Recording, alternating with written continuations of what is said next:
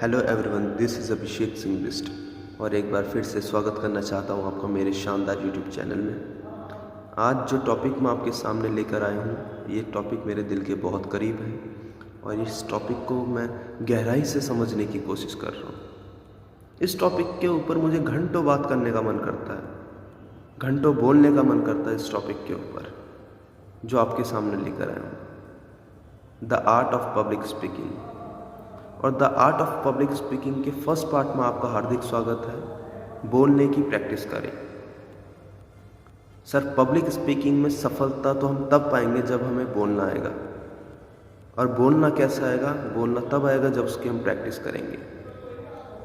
आज भी विराट कोहली घंटों प्रैक्टिस करता है सर, और प्रैक्टिस करने के उसे ऐसा नहीं है कि प्रैक्टिस करने के उसे पैसे मिलते हो, बिल्कुल पैसे नहीं मिलते, लेकिन वो प्रैक्टिस इसलिए करता है कि जितना अच्छा उसने कल खेला था उससे बेटर आज खेलेगा। और बेटर उसने खेल लिया, अपनी स्किल के इम्प्रूव कर ली, तो सर पैसे अपने आप आएंगे।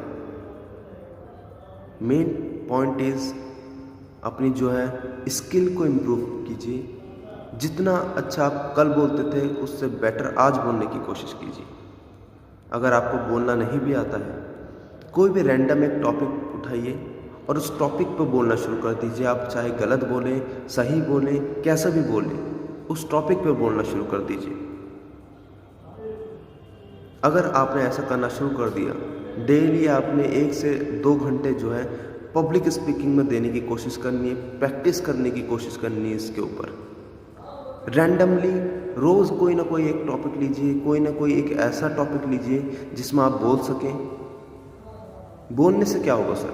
सबसे पहले आपको पता चलेगा कि किस तरीके से बोलना है। उसके बाद आपके अंदर कॉन्फिडेंट बिल्ड होगा। देन उसके बाद आपको पता चलेगा कौन सा पॉइंट कहाँ पे बोलना है, कौन सा पॉइंट कहाँ पे नहीं बोलना है, कौन सा सुर मिलाना है, हमारे जो बोल ऊपर जाने चाहिए या नीचे आने चाहिए। इस तरीके की सारी चीज़ें आपको कब पता चलेगी? जब आप प्रैक्टिस करेंगे। और प्रैक्टिस करने के बाद जो गलतियाँ निकलती हैं, उन गलतियों को हम नहीं दोहराएंगे। उसके बाद आप जैसे बोलना शुरू कर दीजिए, अपनी रिकॉर्डिंग करना शुरू करें। रिकॉर्डिंग बहुत ज़रूरी है सर।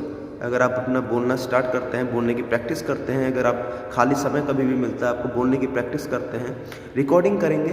रिकॉर्डिंग को फिर सुने कि आपकी आवाज़ क्या है, आपकी आवाज़ को मोटी करनी है या पतली करनी है, किस लय में आपने अपनी आवाज़ को बिठानी है, किस तरीके से बोलने की प्रैक्टिस करनी है। इस तरीके की कई चीज़ें जो होती है प्रैक्टिस के दौरान सीखने को मिलती हैं।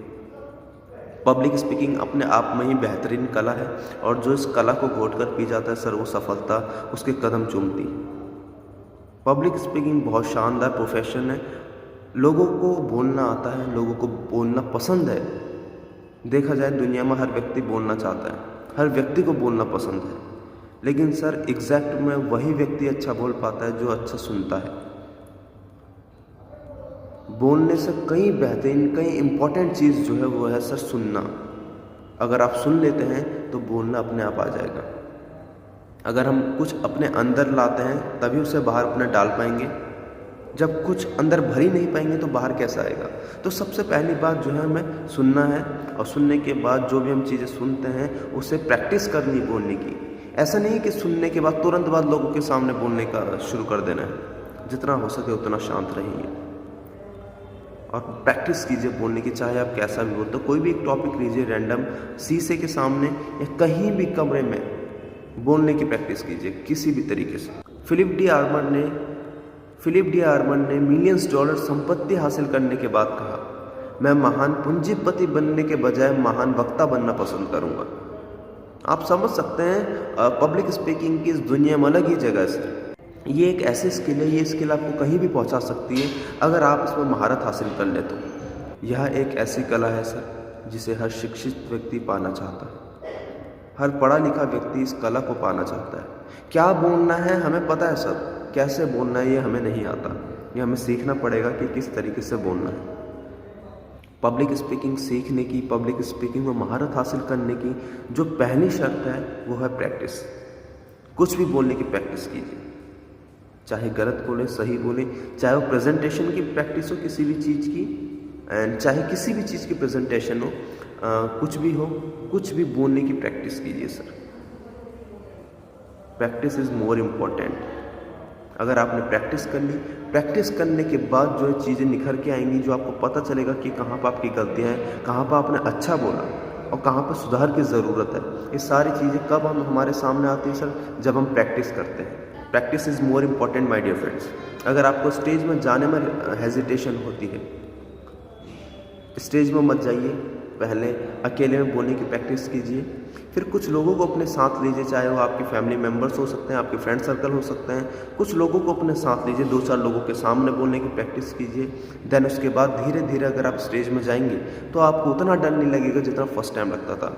हालांकि आपको डर तो थोड़ा बहुत ज़रूर लगेगा कि जो कि आप फर्स्ट टाइम स्टेज में जाएंगे, लेकिन काफ़ी हद तक वो आपका कॉन्फिडेंट बिल्ड हो चुका होगा और आप स्टेज में अच्छे से बोल पाएंगे सर। आज के लिए बस इतना ही और मिलते हैं अगली वीडियो में, जिसमें हम अपना सेकंड पार्ट कवर करेंगे। तब तक के लिए आप लोगों से इजाज़त चाहूँगा। Thank you so much my dear friends.